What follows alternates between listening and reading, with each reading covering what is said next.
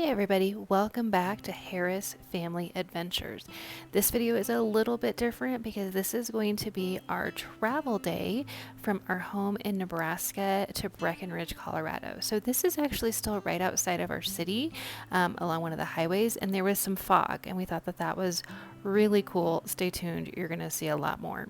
If you're new here, our family of 3 is taking this year to do some traveling around the United States, staying at some different Airbnbs and Verbos. So we've now gotten a little bit farther. Yes, this is I-80. If you've driven through Nebraska, you've been on this highway. And the fog was just getting more noticeable, and it was actually really cool for the passengers. I don't think Justin liked it as much, but Reese and I really enjoyed it.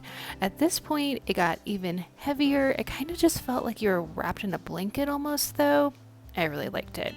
Also, at this point, there wasn't too much traffic. We left at about 7 o'clock in the morning, so it wasn't too bad headed west on I-80. But as you can see, it's cleared up. So this is, as we keep going, this is a town called Kearney, not Kearney, Kearney.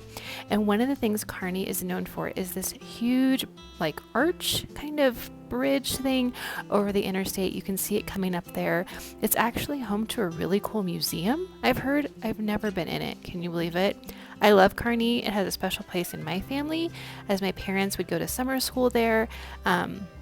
My mom talks about like making all my nursery linens while my dad was in class and that type of thing. So we used to go to conferences and stuff there as well. But yeah, if you're on I-80, the Kearney Museum is great.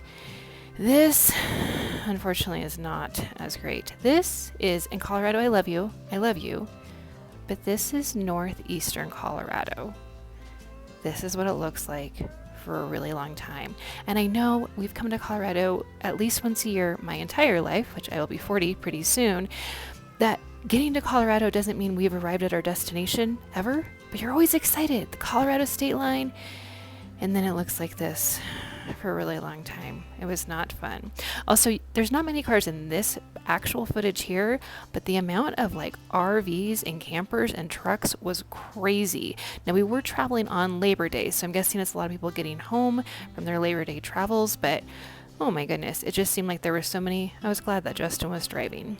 This is as we got into Denver. So we went a little bit of a different way. We had never had In-N-Out. You can believe that. There are not any in Nebraska. We had never had In-N-Out. Reese really wanted to try an In-N-Out. We had lots of time because, again, we had left early in the morning.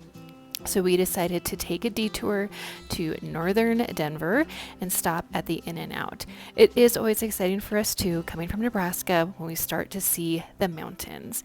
And of course, we love a tunnel. Now, funny enough, if you watched our Italy videos, you know, we talked about in Tuscany, we went through a tunnel and we were so excited and we took footage, and then we realized, oh, that's just what they do. They just have tunnels everywhere. So as we were driving through this is the Eisenhower Tunnel. But as we were driving through with Justin, Reese and I were saying, no, this is like what it would be like if we were in Tuscany. Although their tunnels were very dark. This one is at least lit. Also, one time we drove through this tunnel and then they shut the interstate behind us because of weather and we had to go all the way around. That wasn't a fun time. All right, so we've made it through the tunnel onto the other side. This is our trek down into Breckenridge. And as we get closer, the mountains become bigger. One of the things we noticed, again, I think because it was Labor Day, going our direction, it was fine, but going the other direction, all the way from Breckenridge to Denver, it was bumper to bumper. So I-70, if you want to go east on Labor Day, avoid. To get to Breckenridge, we take that Frisco exit and we head down south. It's about 10 miles from Frisco down to Breckenridge. Another fun story. A couple years ago, we decided to do a bike excursion. They took us to the top of a mountain, probably not the very top, but then we took the bike path down and it ends in Frisco, and they'll come and pick you up in a couple hours, but we didn't want to just sit there for a couple hours waiting. So we decided, it's only 10 miles back to Breckenridge. Let's go. And by we, I mean my dad and Justin and Reese, and my sister and my brother-in-law and my niece.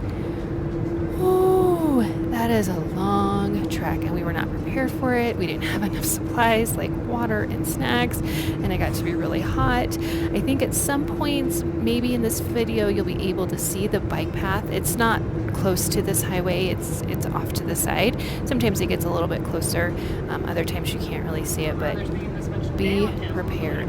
If you want to do that, be prepared. It is quite the trek. And by this point too, we were feeling the elevation. Reese has bad ears, and his ears were kind of bothering him. That's a family trait. And so yeah, this was just a nice drive, but at this point you're always pretty anxious too, just to get to where you need to be. We left again about 7 o'clock our time, and we arrived at about 3:15-ish in Breckenridge time, which is a different time zone. We did make that stop at In-N-Out. And Denver, did you guys just get this In-N-Out? Because the drive-through line was really long. It was good. It was fast-paced though. It kept a good pace, but it was a long one. Anyway, that's the end of our drive. Stay tuned for the next one.